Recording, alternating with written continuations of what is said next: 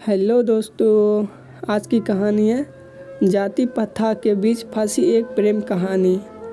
आपको उस लड़की की याद दिला देगी जिस लड़की से आप प्रेम करते थे। चलते हैं कहानी की ओर।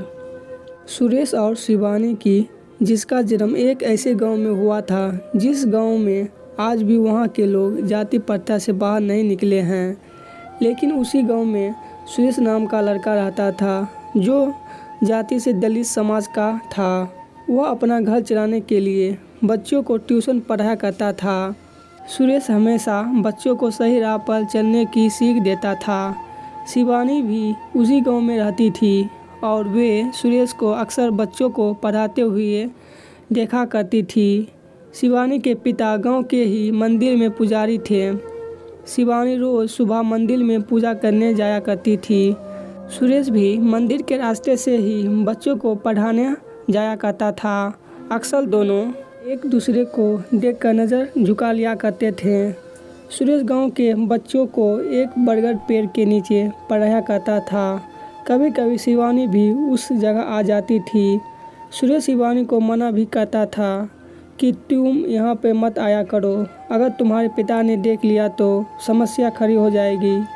गांव के अक्सर जाति धर्म के कारण बहसबाजी हुआ करती थी और सुरेश इन लड़ाई झगड़ों से दूर रहता था। सुरेश शिवानी को बचपन से जानता था और वह ये जानता था कि शिवानी बहुत जिद्दी है। सुरेश के मना करने के बाद भी शिवानी उस बरगद पेड़ के पास आ जाया करती थी।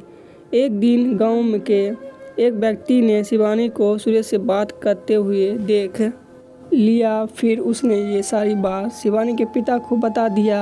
पिता ने अगले दिन शिवानी से कहा, तुम जल्दी से तैयार हो जाओ, तुम्हें देखने लड़के वाले आ रहे हैं।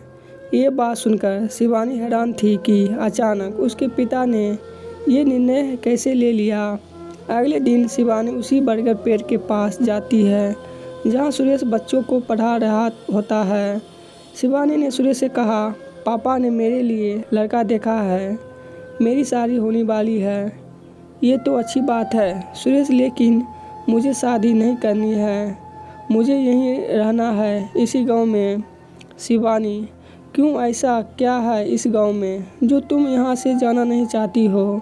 सुरेश, क्योंकि इस गांव में पापा है और तुम। शिवानी इतना कहकर शिवानी वहाँ से चली जाती है। सुरेश अब समझ चुका था कि शिवानी उसे पसंद करती है।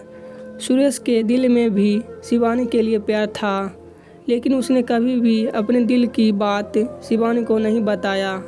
सुरेश ने गांव की जातिवाद समस्या की वजह से अपने प्यार को दिल में ही दबाए रखा था। लेकिन जब शिवानी ने उससे कहा कि उसकी शादी होने वाली है, तब सुरेश की दिल की धड़कनें तेज़ हो गई थी। लेकिन उस समय सुरेश ने शिवानी के सामने ऐसे बात किया मानो जैसे कि उसे कोई फर्क ही ना पड़ता हो। अब दोनों के दिल में एक दूसरे के लिए प्यार था, लेकिन उन्हें समझ में नहीं आ रहा था कि अपने प्यार का इंतज़ार कैसे करें। इधर शिवानी का रिश्ता तय हो गया। अगले ही महीने उसकी शादी होने वाली थी। 2 सप्ताह से सुरेश ने शिवानी को कहीं नहीं देखा। किसी ने बताया कि उसका रिश्ता तय होने के कारण अब वह घर से बाहर नहीं निकलती। सुरेश अब उसी बरगद पेड़ के पास जाकर शिवानी की पुरानी बातों को याद करता। उसे अब कोई रास्ता नहीं दिखाई दे रहा था। अगले सोमवार को शिवरात्रि पूजा थी।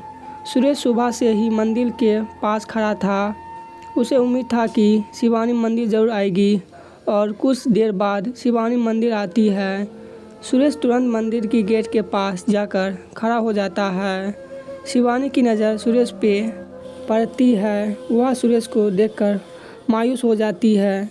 जब शिवानी पूजा करके मंदिर से बाहर निकलती है, तब सुरेश उसे मिलने का इशारा करता है। दोपहर के समय उसी बरगद पेड़ के पास दोनों मिलते हैं। शिवानी की नज़र सुरेश को ही देख रही थी। सुरेश अपनी नज़र नीचे करके कहता है, शिवानी, जब तू मेरे पास रहती थी तब मुझे कुछ फ़र्क नहीं पड़ता था और ना ही मुझे कुछ महसूस होता था, लेकिन आज जब तुम दूर जा रही हो तो पता नहीं मुझे अजीब सी बेचैनी हो रही है। ऐसा लग रहा है मानो मेरे जीवन का कोई कीमती चीज़ मुझसे दूर हो रहा है। ऐसा लगता है कि मुझे तुमसे प्यार हो गया है। अब मुझे समझ में नहीं आ रहा है कि मैं क्या करूं। सारी बातें सुनकर शिवानी की आंखों में आंसू आ गए।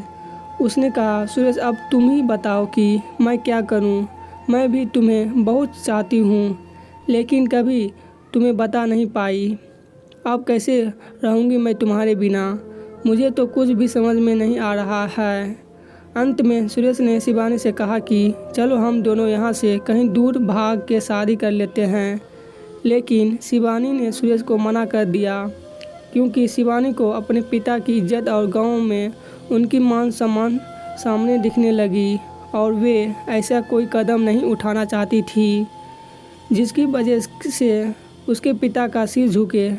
शिवानी ने सुरेश से कहा कि अगर मैं इस गांव से भागती हूँ तो मेरे पिताजी का क्या होगा। वह तो किसी से नज़र नहीं मिला पाएंगे, इसलिए मैं भागकर शादी नहीं कर सकती। कुछ समय तक सुरेश ने भी सोचा और उसे भी शिवानी की बातें सही लगी। तो अब आखिर में दोनों के पास बिछड़ने के अलावा और कोई दूसरा रास्ता नहीं था। दोनों ने जी भरकर एक दूसरे को देखा और अंत में दोनों ने एक दूसरे को गले लगाया और हमेशा के लिए एक दूसरे से जुदा हो गए। आज की ये छोटी सी कहानी यहीं पर ख़त्म होती है। धन्यवाद।